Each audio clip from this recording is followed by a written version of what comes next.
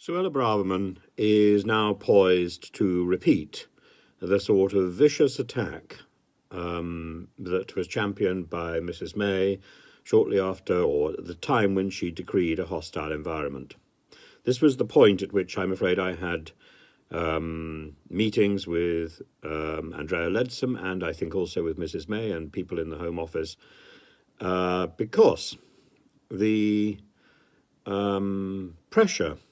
pressure to meet the various quotas of people who would be expelled from our country or who would be denied visas meant that extraordinary attention was paid to students. So Suella Braverman is now doing the same thing that Mrs. May did, and she's restricting the chance for graduates who have studied in our country to stay in our country for a year or 2 years so that they can get a job for which they have been trained in our country.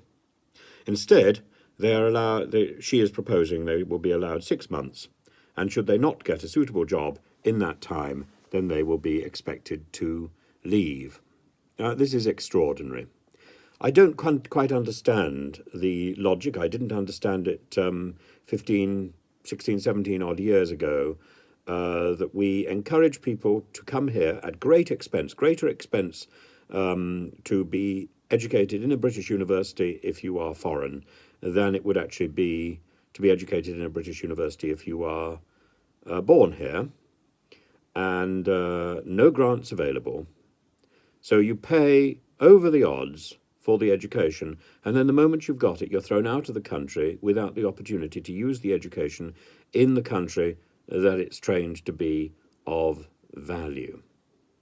So Suella Braverman is now on a collision course, it seems, with the country's education chiefs, and the new graduate visa route, which will allow foreign students, including Indians, a chance to stay on a job hunt and gain work experience for up to 2 years without the requirement of a specific job offer, is expected to be cut under Braverman's proposed review.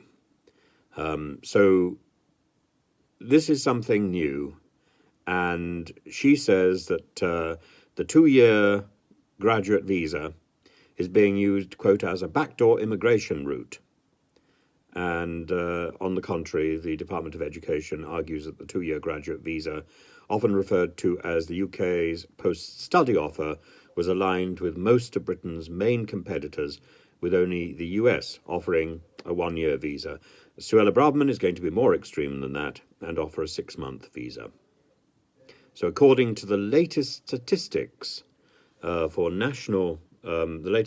statistics from the Office for National Statistics, there are now more Indians than Chinese as the largest group of students in our country, and this will be severely impacted by the changes that Suella Braverman is proposing. It is quite extraordinary.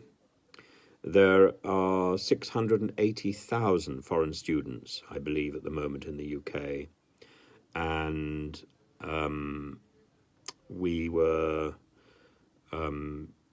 the government has been hoping to get 600,000 by 2030.